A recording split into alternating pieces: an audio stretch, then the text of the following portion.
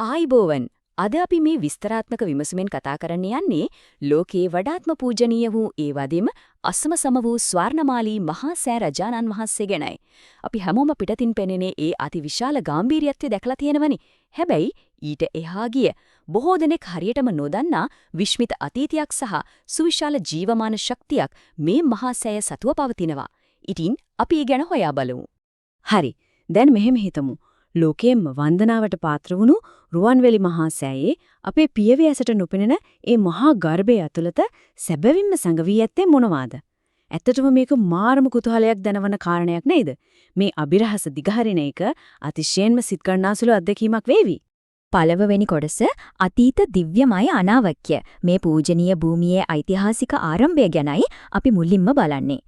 මේ භූමිය හුදෙක් අහම්බෙන් තෝරාගත් තැනක් නම් නෙවෙයි. කතාව පටන් ගන්නේ අපේ ගෞතම බුදුරජාණන් වහන්සේ 500ක් මහරහතන් වහන්සේලා සමග මේ බිමට වැඩම කරලා සමාපatti සුවියෙන් වැඩ හිටපු කාලයෙන්. එතලදී උන්වහන්සේ මහා ශාල කියන දිව්‍ය පුත්‍රයාට අනාගතයේ ගාමිණී අබේ නමින් ඉපදෙන පින්වතෙක් මෙතන මහා සෑයක් ඉදි කරන බවට අනාවැකියක් පළ කරනවා. ඊට පස්සේ මිහිඳු මහරහතන් වහන්සේගේ යුගය උන්වහන්සේ මේ භූමියට මල්ලි සිද්ධි මහ පොළව කම්පා වුණා. අනාගතයේ මුණුබුරෙක් මේ සෑයේ කරවන බව සඳහන් කරලා ඒ අනාවැකිය ගල් කණුවක කොටලා තියන්න කියලා දේවනම්පියතිස්ස රජතුමාට උපදෙස් ලැබෙන්නේ එදා තමයි. අවසානයේදී යුද්ධ 28ක් ජයගත්ත දුටුගැමුණු මහරජතුමාගේ කැලෑ වැදුණු අශ්වයා හරියටම මේ ගල් කණුව ළඟට ඇවිත් නතර වෙනවා.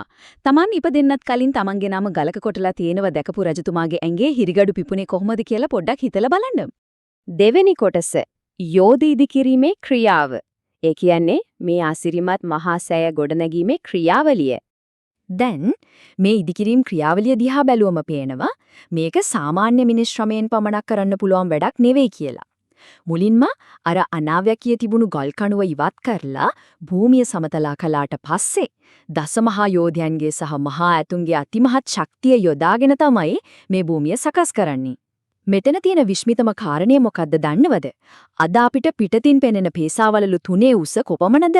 හරියටම ඒ ප්‍රමාණයටම සමානව පොළව යටට දැවන්ත අතිවාරමක් හාරා තිබීම.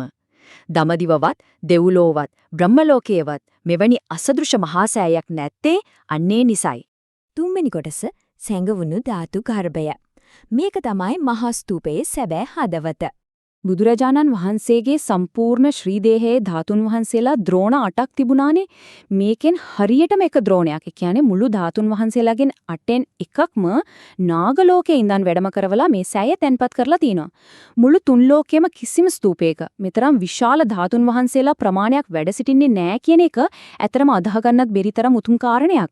දැන් ගැටලුවක් එනවා මේ අතිවිශාල සැඟවුණු කුටිය ඇතුලේ කොහොමද ආලෝකය තියෙන්නේ කියලා. ඒක විසඳන්න කිසිදා මිල කරන්න බැරි මාණික්‍ය ගල් 4ක් මේ ගර්භයේ 4 මුල්ලේ තැම්පත් කරලා තියෙනවා.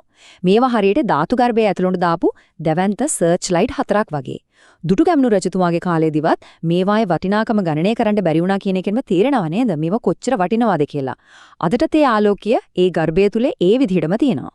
මෙතන තියෙන තවත් අපූර්වම සැලසුමක් තමයි මේක. අපි ඇවිදින මාළුවේ ඒකේදී පිටතින් පෙනෙන්නට සිරිපතුල් 16ක් තියලා තියෙනවා. ඒ වගේම ධාතු ගර්භයේ ඇතුලේ මණික් වලින් කරපු බෝධින් වහන්සේ නමක් වටා රත්තරන්ෙන් කරපු බුදු පිළිම 16ක් තියෙනවා.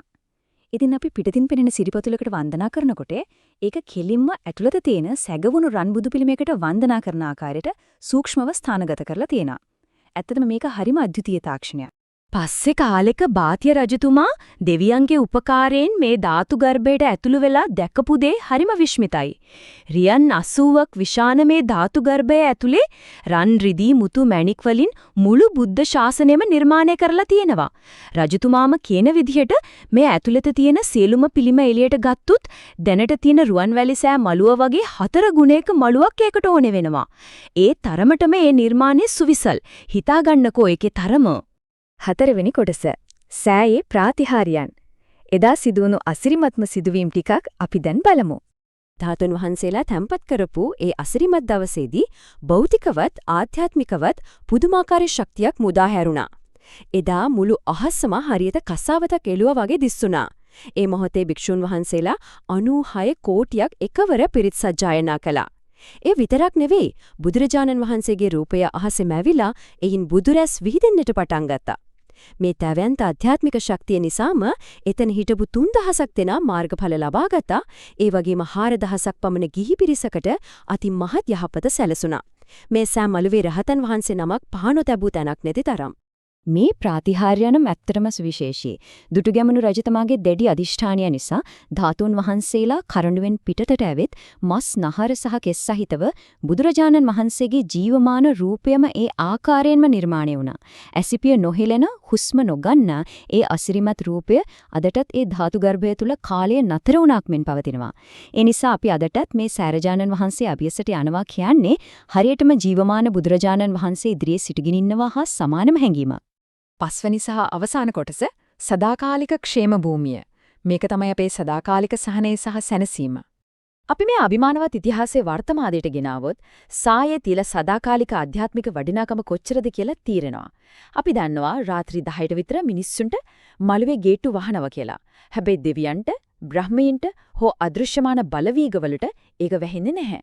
ඔවුන් නොකඩවා වන්දනාමාන කරනවා.